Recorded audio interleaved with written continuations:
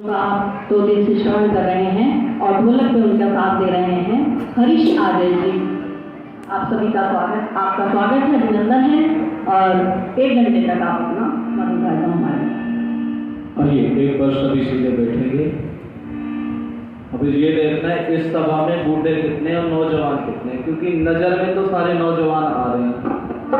एक बार सारे सीधे बैठ करके बोलो वैदिक धर्म की जय हो।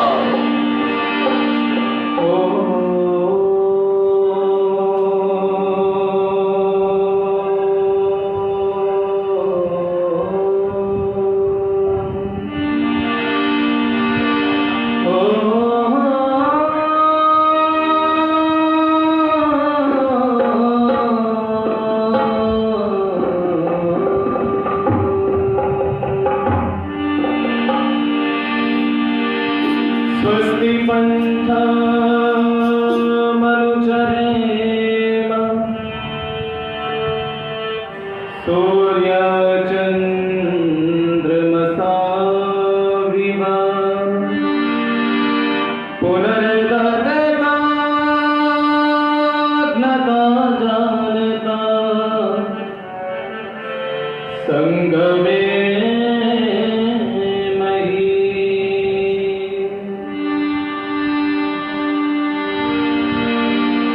सुखी बसे संसार सब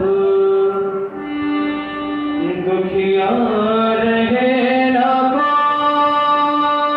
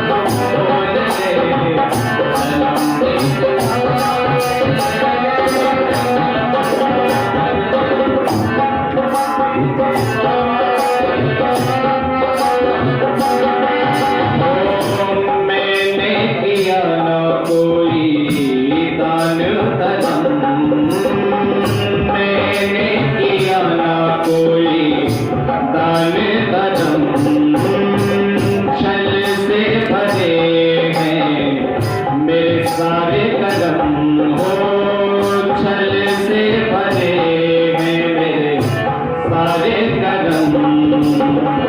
नाम बुलाया मैंने तेरा अनमोल रे, नाम बुलाया मैंने तेरा अनमोल रे, जन्म देता रे इतना तू बोल रे, जन्म देता रे इतना तू बोल रे। पैसे चुकाऊं सांसों का मोल रे, कैसे चुकाऊं सांसों का मोल रे, जन्म देने वाले इतना तू बोल रे, जन्म देने वाले इतना तू बोल रे, जन्म देने वाले इतना तू बोल रे।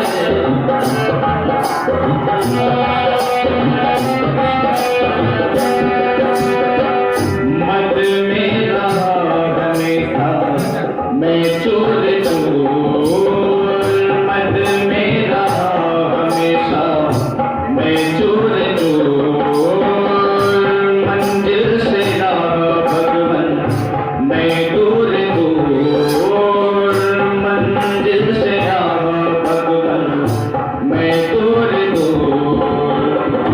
नाम बुलाया मैंने तेरा अनमोल रे, नाम बुलाया मैंने तेरा अनमोल रे, जन्म देने वाले इतना तू बोल रे, जन्म देने वाले इतना तू बोल रे।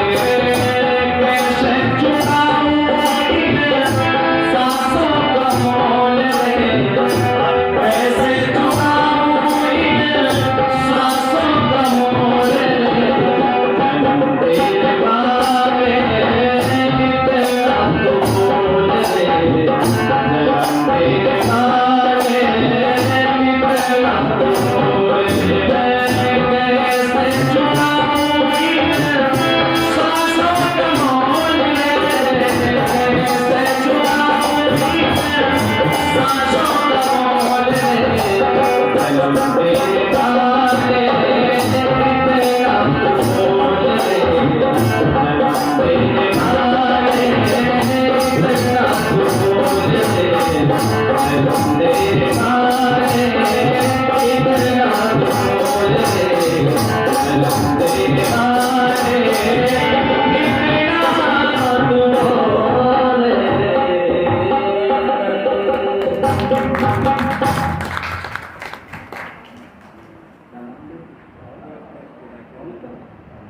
एक बार बेटी ममता के लिए सभी तालियां बजाएं। देखो 50-50 रुपए हमें दे रही है बेटी, और बहुत अच्छा स्वर है आपका, बहुत अच्छा। मैं तो फेसबुक पर आपको देखा था, मैंने आपको देखा है, आप में से एक तबला बजाती है और एक गाती है ना, बहुत अच्छा है, अच्छा स्वर है आपका। और आने वाले समय में ये नव उपदेशिका यदि बनेगी आर्य समाज की, तो ध्यान देना, जहाँ परिवार का नाम करेंगी वहाँ राष्ट्र का भी नाम करेंगे। आप लोग बड़े हैं और बड़े लोग हमेशा छोटों को आशीर्वाद दिया करते हैं, ऐसे आप लोग आशीर्वाद बेटियों को भी देना। वैदिक वेदी पर उपस्थित आर्य समाज के माननीय यशस्वी प्रधान, सौम्यता और सरलता की प्रतिमूर्ति माननीय बाबूजी श्री राजवीर सिंह आर्य, पूज्य माता, और अभी प्रातःकाल बैठे हुए पूज्य बाबूजी से भी वार्तालाप चल रही थी, बहुत अच्छा बता रहे थे, कह रहे थे कि माता जी मेरा नेतृत्व करती हैं, मैं माता जी का नेतृत्व नहीं करता। निवेदन मैं करना चाहता हूँ, विदुषी भी है माता जी, क्योंकि मंच का संचालन करना कोई सामान्य बात नहीं होती। ऐसी हमारी इस आर्य समाज की माननीय मंत्राणी पूज्य माता, जिनके आशीर्वाद से ही मुझे यहाँ आने का सौभाग्य प्रथम बार हुआ था और हमेशा अपना आशीर्वाद देती रहती पूज्य माता विनीता आर्य।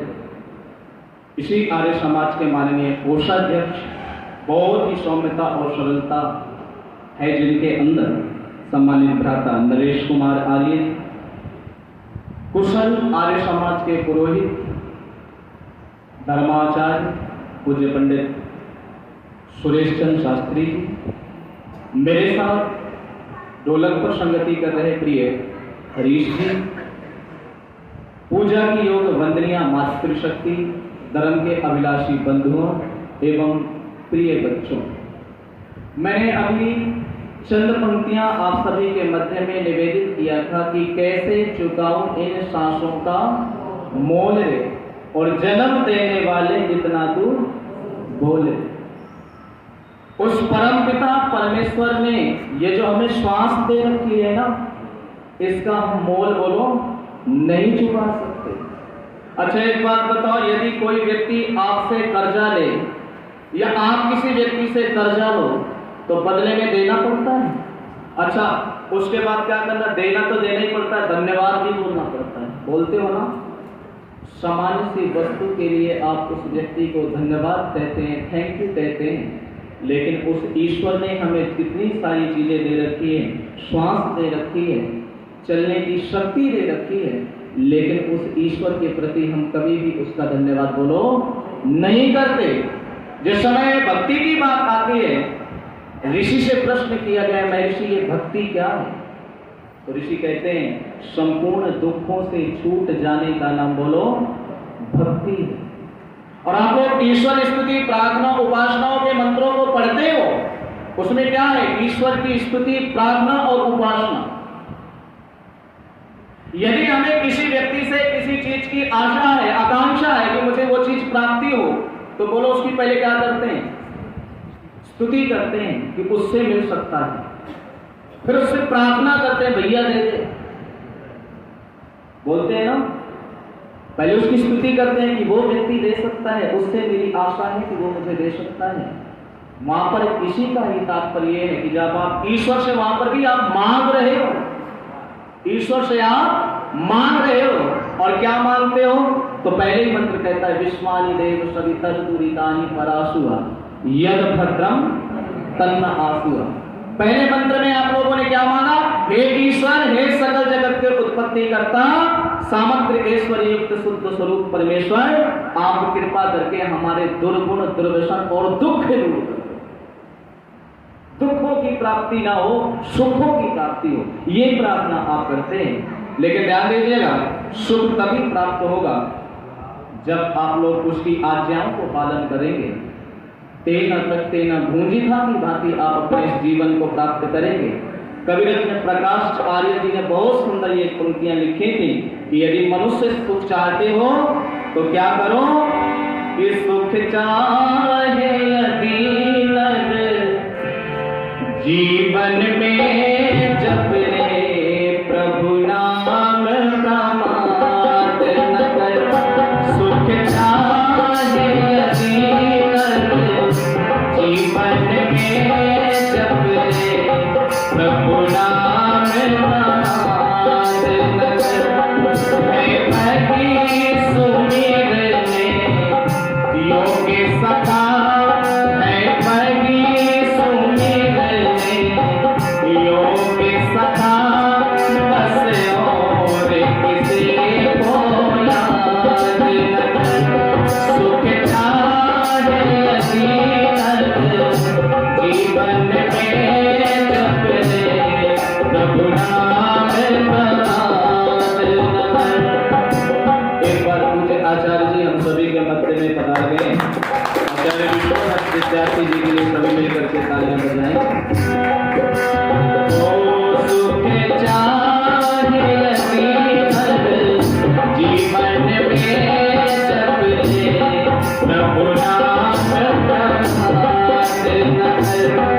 हे भगी सुमिरने योगी सखा, बस और किसी को याद न कर।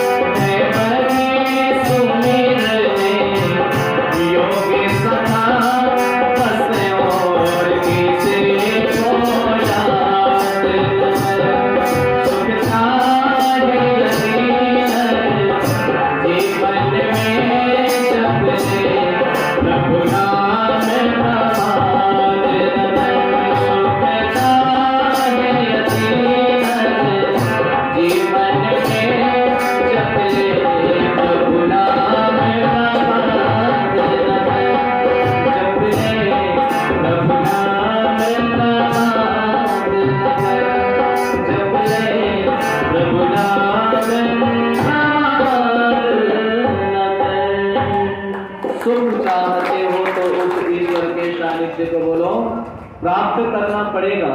और धनवान बटोर अपार भले पर कितना ध्यान अवश्य रहे, अपना घर द्वार बनाने में गैरों का घर बर्बाद न कर। निवेदन मैं करना चाहता हूं, मुझे वो घटना याद आती है कि एक बार जंगल के अंदर आग लग गई, और जब आग लग गई तो लोगों ने पानियां घड़े ले लेकर के पानियां डालने लग गए, आग बुझा रहे थे। उसी जंगल के अंदर एक चिड़िया रहा करती थी। चिड़िया ने जब देखा कि सारे लोग पानी डाल रहे हैं, उस आग को बुझा रहे हैं, तो चिड़िया ने भी अपनी छोटी सी चोंच पर थोड़ा थोड़ा पानी ले जा करके आग में डालने लगी। और उसी जंगल के अंदर एक कौवा रहता था और वो कहता है कि अरे चिड़िया, तेरी इस छोटी सी चोंच से कितना पानी जाता है, क्या तुझ में इतना सामर्थ्य है कि तू इस आग को बुझा सके? व्यर्थ में क्यों परेशान हो रही है? तो वो चिड़िया क्या कहती है कि कभी इस जंगल का इतिहास लिखा जाएगा और उस इतिहास के पृष्ठों पर स्वर्णिम अक्षरों पर मेरा भी नाम लिखा जाएगा और तुम्हारा भी लिखा जाएगा कि जंगल में आग लगी थी, सारे लोग बुझा रहे थे। मुझे पता है मुझ में इतना सामर्थ्य नहीं है कि मैं इस आग को बुझा पाऊं, लेकिन ध्यान देना, इतिहास के पृष्ठों पर मेरा नाम आग लगाने वालों में नहीं होगा, अभी आग बुझाने वालों में होगा। और वहीं पर तेरा भी नाम लिखा होगा कि आग जलती हुई आग को देख रहा था। वो चिड़िया अपने चौक से थोड़ा थोड़ा प्रयास कर रही थी, लेकिन वो निकम्मा कौवे ने कुछ परिश्रम नहीं किया। निवेदन मैं करना चाहता हूं, अपना घर द्वार बनाने में गैरों का घर बर्बाद न कर, दूसरों को बर्बाद मत करो। निवेदन इस चीज से मैं करता हूं कि जो कुछ भी परमपिता परमेश्वर ने हमें दिया है, अभी आप लोगों ने देखा बालिकाओं ने कितना सुंदर भजन गाया। अच्छा ध्यान देना, ये संस्कार जो दिए जा रहे हैं, ये संस्कार इनको आगे ले जाएंगे और आगे जाकर के इनका जीवन सात्विक होगा या गलत होगा? सात्विक होगा। और ध्यान देना, संस्कार किसे कहते हैं? तो व्याकरण की दृष्टि से आप देखोगे तो सुसंस्कृते अनेन इति सा संस्कार, कहते हैं जिससे मनुष्य सुसंस्कृत होता है उसे बोलो संस्कार कहते हैं। और कहना चाहता हूं, आप तो संस्कार खत्म होते जा रहे हैं। वहीं माता जी बैठी, वहीं पिताजी बैठी हैं, टेलीविजन चल रहा है, मूवी चल रही है, देख रहे हैं। और मैं आवेदन करना चाहता हूं, तब कविवर ने इन पंक्तियों को लिखा था कि ए दुनिया वालों कुछ सोचो, नर नारे बिगड़ते जाते हैं। ए दुनिया वालों कुछ सोचो, नर नारे बिगड़ते जाते हैं, परिवार बिगड़ते जाते हैं, घर बार बिगड़ते जाते हैं,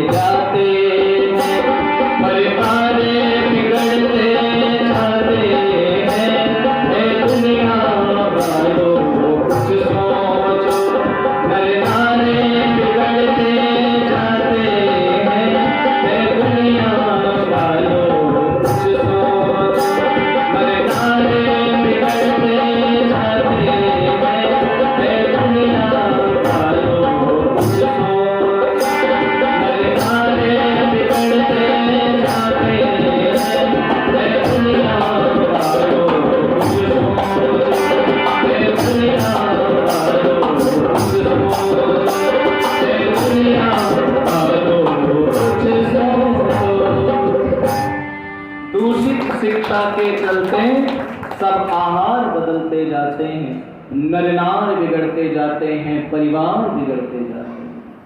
निवेदन मैं करना चाहता हूं, एक समय ऐसा हुआ करता था कि माताजी सुबह 4 बजे बेटों को जगा दिया करती थी और आज 12 बजे तक पुत्र सो रहा है और माताजी को भी कोई फिक्र नहीं। निवेदन मैं करना चाहता हूं, इतना समय परिवर्तित हो चुका है, लेकिन उस समय का वो समय क्या था, गुरु शिष्य की वो परंपरा कैसी हुआ करती थी। गुरुकुल में भेजा करते थे पढ़ने के लिए बेटे और बेटियों को, लेकिन ये मैकानिक की शिक्षा जब से प्रारंभ हो गई तब से ये देश के अंदर से संस्कार और संस्कृति हमारी बोलो नष्ट होती जा रही है। और कहना भी चाहता हूं, अभी सत्संग में नहीं लाते, अभी तो हमारे समाज में तो बहुत छोटे छोटे बच्चे बालिकाएं आती हैं और ये बहुत अच्छी बात है, लेकिन जब चिड़िया छिप जाए खेत सो पछताए काम हो। अभी हम नहीं लाते, बाद में हम सोचते हैं कि काश कहीं बच्चों को सत्संग में आर्य समाज के ले जाते तो कितना अच्छा रहता। जब वो 5वें नंबर के आश्रम में भेजता है तब ये संस्कारों की बात आती है माता पिता के मस्तिष्क के अंदर, अरे हम भी कोई त्रुटियां थी जिसका फल हमें मिल रहा है। और निवेदन करना चाहता हूं, तब माता पिता सोचते हैं, पंडित नरेश दत्त जी ने इन पंक्तियों को लिखा था कि अपने बच्चों को जो सत्संग में लाया होता तो कितना अच्छा होता, तो कितना अच्छा होता।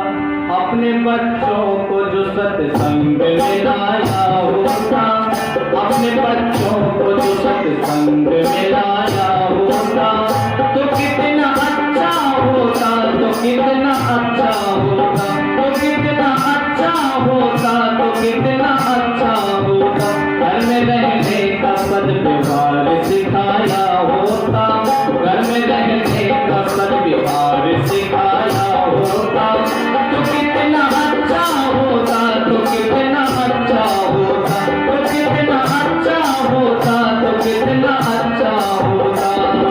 लेकिन मैंने अपने पुत्र और पुत्री को क्या सिखाया, माता को मम्मी का मोम सिखाया मैंने, माता को मम्मी का मोम सिखाया मैंने, खुद को डैडी व डैड बताया मैंने, खुद को डैडी व डैड बताया मैंने। माता को मम्मी का मोम सिखाया मैंने, खुद को डैडी व डैड बताया मैंने। यदि माता पिता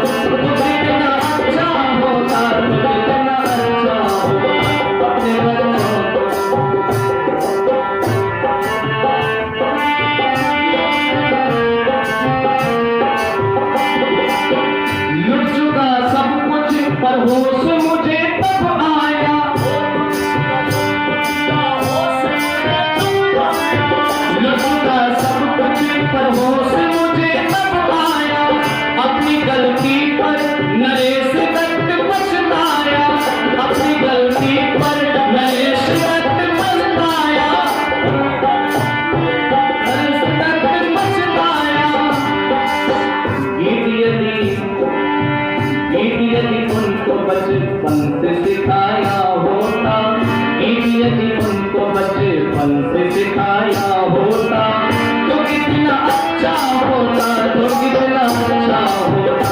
मैंने कसम प्यार सिखाया होता तो कितना अच्छा होता, तो कितना अच्छा होता।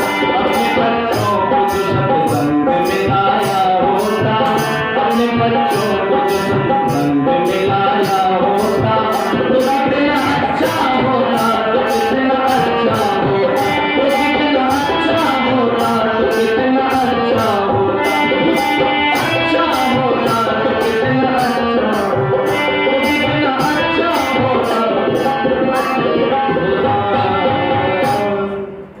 अपने बच्चों को जो सत्संग में लाया होता तो कितना अच्छा होता। लुट चुका सब कुछ तब होश मुझे तब आया, अपनी गलती पर कभी भी पछताया। गीत यदि बचपन से ही सिखाया होता तो कितना अच्छा होता, तो कितना अच्छा होता। निवेदन मैं करना चाहता हूँ महर्षि प्रवरदेव दयानंद सरस्वती जी महाराज के अमर ग्रंथ सत्यार्थ प्रकाश के तृतीय समरास को आप उठा करके पढ़ना।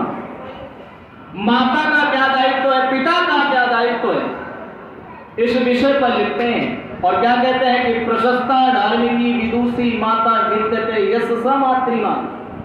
कहते हैं कि माता का यह दायित्व बनता है कि जब तक पूर्ण सुशिक्षित ना हो जाए संतान तब तक उसको सुशीलता का उपदेश दे दे। और क्या कहा, अच्छी अच्छी बातों का स्मरण उसे कराए, अच्छे अच्छी पुस्तकों का अध्ययन उसे करावे। और जो ये ना करावे तो वो माता और पिता अपनी संतान के शत्रु और बैरी।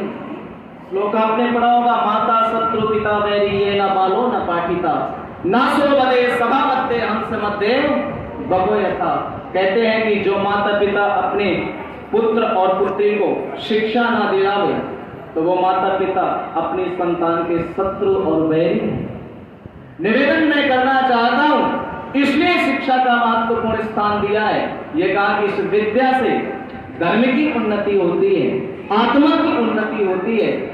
और निवेदन मैं करना चाहता हूं, इसलिए संस्कारों के विषय में ऋषि ने ज्यादा जोर दिया है। कितने वर्ष तक माँ का दायित्व है संतान के लिए? प्रारंभिक 5 वर्ष और पिता 5 से 8 वर्ष तक।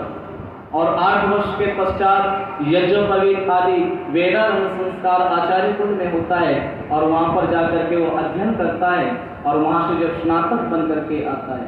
आपने शोभाराम प्रेमी जी का नाम तो सुना होगा सभी ने। अच्छा ये बताओ, गधे के बच्चे को गधा बनाने के लिए कोई स्कूल खुला देखा है कि भैया तू गधा नहीं अभी गधा बनो, वहां जाकर के टीचर लोग तुझे पढ़ाएंगे जब तू गधा बनेगा? बोलो जी, कुत्ते को कुत्ता बनने के लिए वेद ने कहा है कहीं? वेद ने तो ये कहा है मनोरभव। आप तो सभी, हम सभी मनुष्य तो हैं, पर वेद क्यों कहता है मनोरभव? क्योंकि मनुष्य को बनाया जाता है। गाय के बछड़ा, गाय ने 2 दिन पूर्व बछड़े का जन्म दिया है और यदि उसको आप जाकर के किसी तालाब में या नाले में जाकर के छोड़ दोगे तो वो तैर के निकल जाएगा या मर जाएगा? निकल जाएगा। अच्छा, मनुष्य के बच्चे को तैरना नहीं सिखाया, 60 वर्ष 50 वर्ष का है, बोलो यदि तैरना नहीं जानता तो वो निकल करके बाहर आ सकता है या मर जाएगा? मर जाएगा।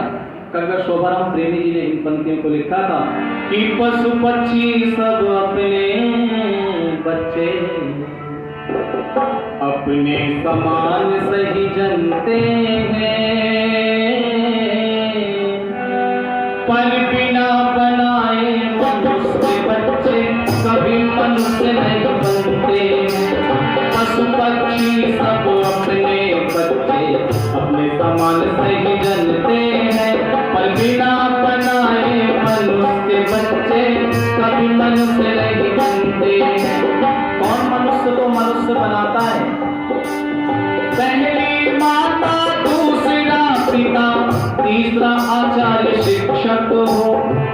इनके संरक्षण में मानवता का पूर्ण कार्य हो। सुसंस्कार से कर संस्कारित कुचेष्टाओं से बचाएगा, जब तक पूरी शिक्षा ना हो सदुपदेश सुनाएगा। सब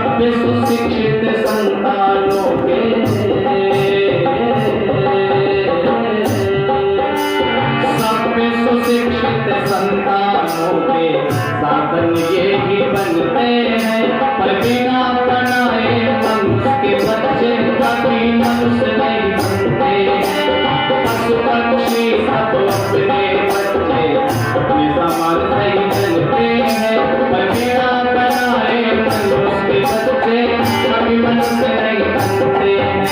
5 वर्ष तक तत्परता से माँ कर्तव्य निभाएगा, अपनी उत्तम शिक्षा द्वारा बच्चे को समझाएगा। बात सत्य विद्या का शिशु को बोध कराएगा, जब तक पूरी शिक्षा ना हो सदुपदेश सुनाएगा। सब संस्कारों से कर संस्कृत हो,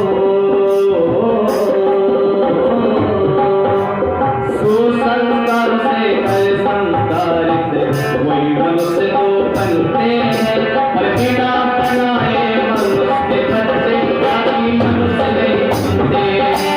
पशु पक्षी सब अपने बच्चे अपने समान से ही बनते हैं, पर बिना बनाए मनुष्य के बच्चे कभी मनुष्य नहीं बनते हैं। बिना बनाए मनुष्य के बच्चे कभी मनुष्य नहीं बनते हैं। बोलो जी, मनुष्य के बच्चों को प्रत्येक चीज सिखाया जाता है, नहीं सिखाया जाता? तैरना भी उसे, खाना भी माँ सिखाती है, और तो छोड़ो टॉयलेट करना भी माँ सिखाती है, हर चीज सिखाया जाता है।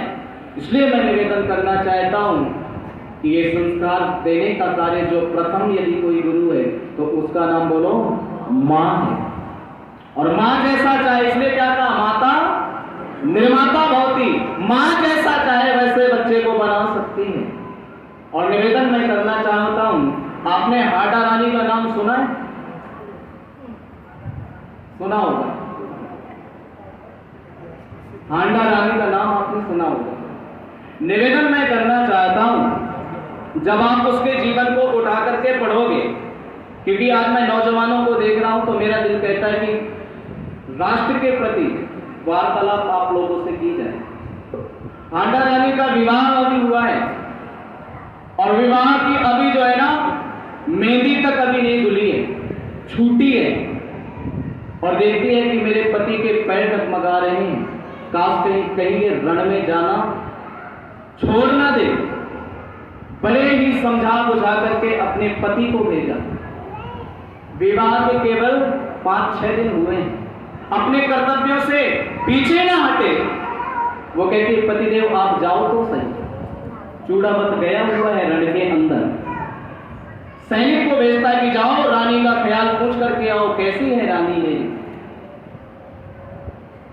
तो वहां पर हांडा रानी ने क्या किया, मेरी सुंदरता के चलते कहीं मेरे पति का पैर पीछे ना हट जाए रण से, उन्होंने तोहफे में लेकर के अपने हाथ से तलवार और अपने सिर को काट करके कह दिया, दे देना मेरे पति को जाकर। और निवेदन करना चाहता हूं, ये देश जहां पुरुषों से आजाद हुआ, वहां स्त्रियों ने भी योगदान दिया है। दोनों समूह से मिलकर के ये राष्ट्र आजाद हुआ है। और कहना चाहता हूं कि ये देश कैसा है, तो यहाँ बलिदानी जो है ना, जब पाकिस्तान के लोग कहते थे ना, हमारे जब नौजवानों का सिर काट करके ले जाते थे, तो कवि ने कल्पना करते हुए कहा था, हो सकता है पाकिस्तान के लोगों ने देखा ना हो कि ये हिंदुस्तान के सेवक, काश कहीं पाकिस्तान के लोगों ने हिंदुस्तान के इन नौजवानों का सिर देखा ना हो, इसलिए काट करके ले जाते हैं। कल्पना करते होंगे कि ये जो राष्ट्र के सपूत हैं, इस भारत माँ भारती के लाल हैं, ये झुकना पसंद नहीं करते, कटना पसंद करते हैं। ये देश कैसा था तो सुनो, ये देश मेरा कैसा, सुनो जी ऐसा, जहां रीत सदा से बलिदानों की, ये देश मेरा ऐसा, सुनो जी ऐसा, जहां रीत सदा से बलिदानों की,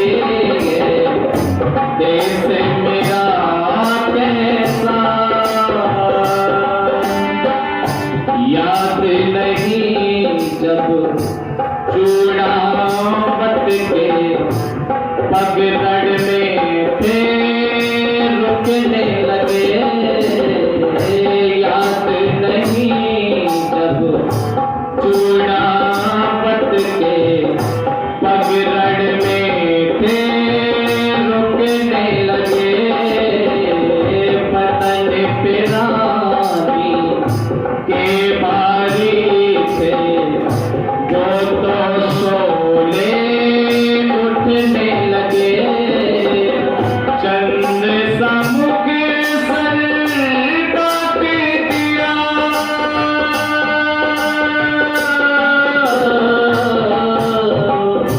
चंद्र समुख सर काट दिया, दे दी अभूति प्राणों के, देश मेरा कैसा सुनो जी ऐसा, जहाँ रीत सदा से बलिदानों की, देश मेरा कैसा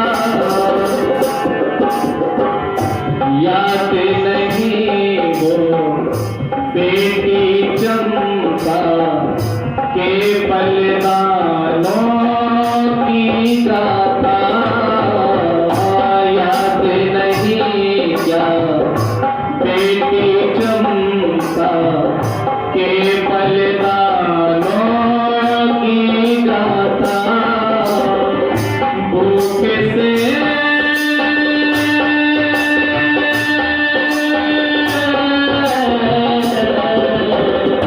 भूख से देना प्राण समझा, झुकने लगी पिता की मान को, ये देश मेरा कैसा सुनो जी ऐसा, जहाँ रीत सदा से बलिदानों की, देश मेरा कैसा सुनो जी ऐसा, जहाँ रीत सदा से बलिदानों की, देश मेरा कैसा सुनो जी ऐसा, जहाँ रीत सदा से बलिदानों की, देश मेरा कैसा। ये देश ऐसा हुआ करता था, इस देश पे रहने वाले लोग ऐसे हुआ करते थे जो इस राष्ट्र के लिए सोचा करते थे।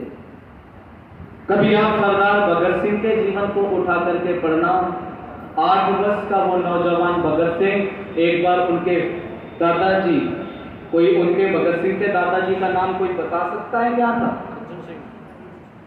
अर्जुन सिंह। बहुत अच्छा, दादाजी के एक बार तालियां बजाओ। अर्जुन सिंह जी था, और उनके पिताजी का किशन सिंह, बहुत सुंदर। और माता जी का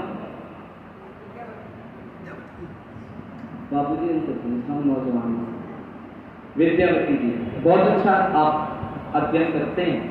निवेदन मैं करना चाहता हूँ, जब दादाजी खेत पर आलू बो रहे थे तो 8 वर्ष का वो नौजवान भगत सिंह, जिस समय ब्रिटिश हुकूमत थी इस राष्ट्र के अंदर, ईस्ट इंडिया कंपनी राज कर रहा था इस राष्ट्र के अंदर, उस समय जब दादाजी से पूछा, दादाजी क्या बो रहे हो? दादाजी ने कहा, बेटा आलू बो रहा हूं। दादाजी इससे क्या फायदा होगा? दादा अर्जुन सिंह जी ने कहा, बेटा भगत सिंह, इस एक आलू से बहुत आलू पैदा होंगे। तो वहां पर भगत सिंह कहता है, दादाजी आलू ना बो करके इसमें बंदूकें बो, एक बंदूक से न जाने कितनी बंदूकें होंगी, और इन अंग्रेजों को ठाठा करके हम अपने रास्ते से बाहर कर देंगे। उस दिन वो भगत सिंह नौजवान ने कसम खाई थी कि आजादी रूपी दुल्हन को अपने गले से लगा लूंगा, लेकिन गुलाम देश से अपने विवाह करना उचित नहीं समझूंगा। कभी नेताजी सुभाष चंद्र बोस के जीवन को उठा करके पढ़ना, ट्रेन पर सफर कर रहे थे, एक अंग्रेज ने पूछा अधिकारी ने कि नेताजी आप विवाह कर लो, बहुत सुंदर हो, विवाह कर लो। तो नेताजी क्या जवाब देते हैं? गुलाम देश पर विवाह करने से गुलाम बच्चे थोड़ी पैदा करते हैं, जब देश आजाद हो जाएगा तब मैं विवाह कर लूंगा। ऐसे भाव उन क्रांतिकारियों के हुआ करते थे। और ध्यान देना, यदि ये चमन ऐसी लुट गया तो इसको बचाने वाला कोई नहीं होगा। और कह दूं कि बुलबुलों गर तुम्हारा चमन लुट गया, चेहरे चगाने बताओ कहाँ जाओगे। बुलबुलों गर तुम्हारा चमन लुट गया, बुलबुलों गर तुम्हारा चमन लुट गया, चेहरे चगाने बताओ कहाँ जाओगे। फूल पत्ते न होंगे यदि डाल पर, फूल पत्ते न होंगे यदि डाल पर, आशियाना बनाने कहाँ जाओगे। बुलबुलों गर तुम्हारा चमन लुट गया। हर दिशा में चुभन है कमर में तपन, हर दिशा में चुभन है कमर में तपन, हर नई खोज देती निराली चुभन, हर नई खोज देती निराली चुभन। पंख फल से झुलसने लगे आग में, पंख फल से झुलसने लगे आग में, दर्द अपना बताने कहाँ जाओगे। बुलबुलों गर तुम्हारा चमन लुट गया, बुलबुलों गर तुम्हारा चमन लुट गया, आशियाना बनाने कहाँ जाओगे। बुलबुलों गर तुम्हारा चमन लुट गया। बात बिगड़ी नहीं पर बिगड़ जाएगी, तुम सवालों इसे तो ये संभल जाएगी, तुम सवालों इसे तो ये संभल जाएगी। हाथ से वक्त ही रात खो दिया, हाथ से वक्त ही रात खो दिया, अरे अपना छुपाने कहाँ जाओगे। बुलबुलों गर तुम्हारा चमन लुट गया, अपना छुपाने कहाँ जाओगे। बुलबुलों गर तुम्हारा चमन लुट गया, बुलबुलों गर तुम्हारा चमन लुट गया, बुलबुलों गर तुम्हारा चमन लुट गया। कहाँ तक बताने के लिए जाओगे। और इसलिए मैं कहना चाहता हूँ हर नौजवानों से कि अपने मन के अंदर बस एक ही चीज लाओ, क्योंकि हम लोग कहते हैं ना अहिंसा परमो धर्मा, लेकिन उसके पीछे नहीं देखा आपने, उसके पीछे का राज छुपा दिया। हम कहते हैं सदा अहिंसा सर्वोत्तम मन की कस्तूरी है, पर दुष्ट नहीं माने तो हिंसा बहुत जरूरी है। मानो ना हो दानो हो तो उसके साथ दानो जैसा व्यवहार करो। और तब मैं कहना चाहता हूँ कि कैसा दानो जैसा व्यवहार करो, तो बोलना सभी मेरे साथ, वंदे मातरम वंदे मातरम वंदे मातरम वंदे वंदे मातरम वंदे मातरम वंदे मातरम वंदे। अपनी अपनी सारी तालियां बोलो सभी लोग। वंदे मातरम वंदे मातरम वंदे मातरम वंदे वंदे मातरम वंदे मातरम वंदे मातरम वंदे। एक तरफ मैं बोलूंगा और एक तरफ से आप बोलेंगे। वंदे मातरम गाना होगा, वंदे मातरम या भारत से, वंदे मातरम या भारत से। जो भारत को माता समझे, जो भारत को माता समझे, उसका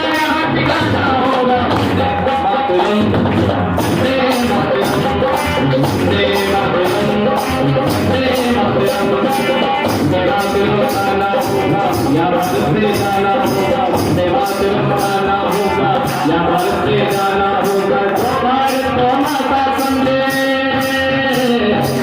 भारत को माता समझे, उसका यहाँ खिलाना होगा। वंदे मातरम, वंदे मातरम, वंदे मातरम, वंदे मातरम। भारत की है भारत भूमि, भारत मासी राज करेंगे।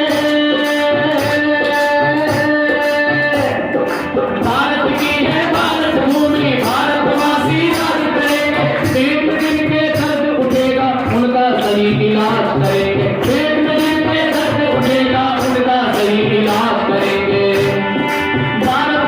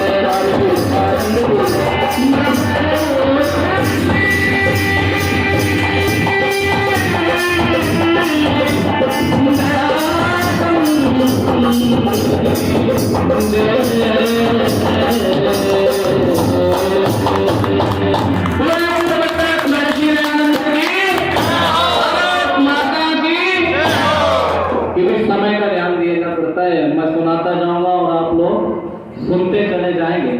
बहुत बहुत धन्यवाद।